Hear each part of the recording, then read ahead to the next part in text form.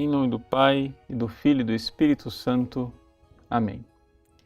Meus queridos irmãos, o Evangelho de hoje, de São Marcos, Jesus prevê a sua paixão pela segunda vez. Os discípulos não sabem do que é que ele está falando. Ou seja, Jesus estava acostumado em falar em parábolas. De repente ele vem com essa notícia de que ele vai morrer em Jerusalém. Mas será que ele está falando a verdade literal ou ele está fazendo uma comparação? O que será que ele está dizendo com isso? Não entendiam absolutamente nada. Não entendiam absolutamente nada por duas razões. Primeiro, porque eles não haviam ainda descoberto que nas Escrituras estava previsto que o servo de Deus e o Messias eram a mesma pessoa e que, portanto, toda a glória prevista do Messias era, ao mesmo tempo, toda a desgraça e o sofrimento previsto para o servo de Deus. Agora, não somente isto.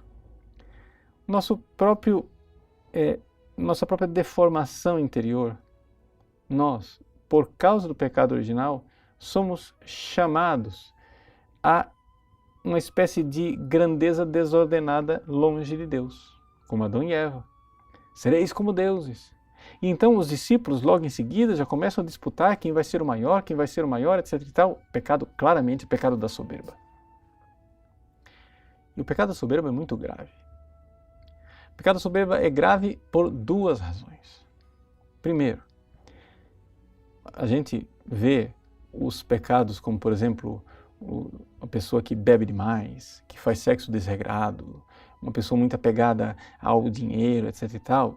Todos esses são pecados graves, mas não são tão graves como a soberba. Por quê? Primeiro, esses pecados são vergonhosos e é fácil a pessoa se livrar deles, porque a própria pessoa que os comete se sente envergonhada.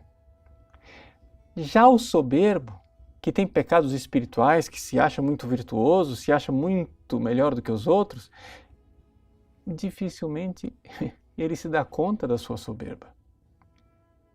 A gente vê algumas situações de pessoas que não enxergam a própria soberba, que às vezes dá vontade, dá uma tentação da gente rezar: Senhor, permitir que esse pobre infeliz caia num pecado clamoroso para ver se finalmente ele se humilha. Sim. O pecado da soberba também é grave por uma segunda razão. Porque ele nos coloca diretamente contra Deus. Por quê? Porque no fundo, nós estamos querendo tomar o lugar de Deus. Sereis como deuses. Pois bem, Jesus então toma a criança e nos ensina o caminho da humildade e da humilhação. Nós precisamos realmente servir as crianças, acolhê-las, sermos pequeninos como elas, para podermos entrar no reino dos céus. E é por isso que a gente então vê verdadeiramente que na base do edifício espiritual nós temos duas virtudes, uma negativa e outra positiva. A virtude da humildade e a virtude da fé. Como uma árvore.